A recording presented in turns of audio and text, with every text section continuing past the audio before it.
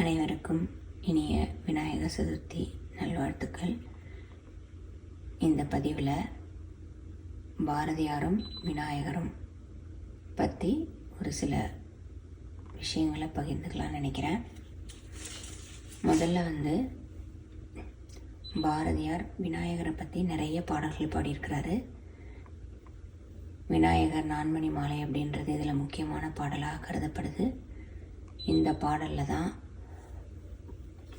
பாரதியார் எனக்கு வேண்டும் வரங்களை இசைப்பேன் கேளாய் கணபதி, மனதில் சலனமில்லாமல் மதியில் இருளே தோன்றாமல் நினைக்கும் பொழுது நின் மௌன நிலை வந்திட செயல் வேண்டும், கணக்கும் செல்வம் 100 வயது இவையும் தரணி கடவாயே அப்படின்னு சொல்லிட்டு தனக்கு வேணுன்றதை எல்லாத்தையும் கடவுள்கிட்ட கேட்குறதுன்ற அந்த அடிப்படையில் விநாயகர்கிட்ட தனக்கு வேணுன்றது எல்லாத்தையும் கேட்குறாங்க. மனதில் சலனமே இல்லாமல் எந்த நிலை வந்தாலும், எவ்வளவு துன்பங்கள் வந்தாலும் அதில் ஒரு கட்டுப்பாடு, பதட்டமின்மை வேணும் அப்படின்றத விநாயகர்கிட்ட பாரதியார் கேட்குறாங்க.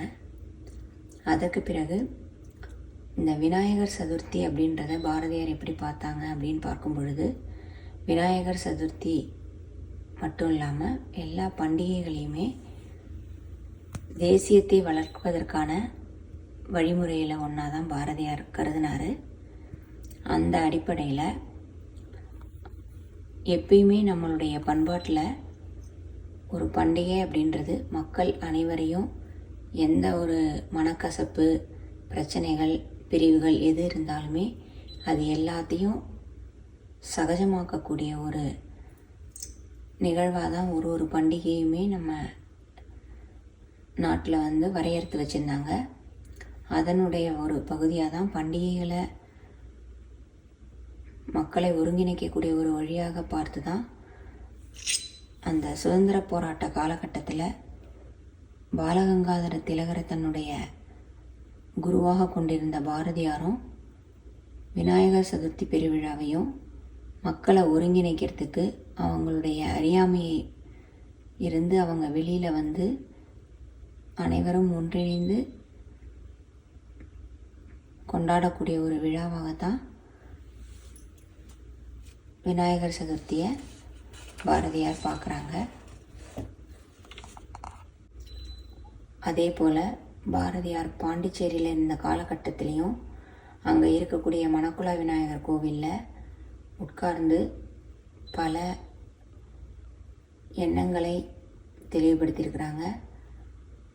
விநாயகர் மேலே நிறைய பாடல்களையும் அங்கே இருந்தபடி பாடியிருக்கிறாங்க. அங்கே இருக்கும் பொழுது தான் ஒரு கவிஞனாக ஒரு கவிஞருக்குரிய கடமைகள் என்ன அப்படின்றத பற்றி பேசும் பொழுது நம்ம எல்லாருக்குமே தெரிந்த ரொம்ப முக்கியமான கருத்தான நமக்கு தொழில் கவிதை, நாட்டுக்கு உழைத்தல், இமைப்பொழுதும் சோராதிருத்தல், இது 3ஐயும் எனக்கு கொடுக்கணும் அப்படின்னு சொல்லிட்டு விநாயகர்கிட்ட தான் பாரதியார் கேட்குறாங்க.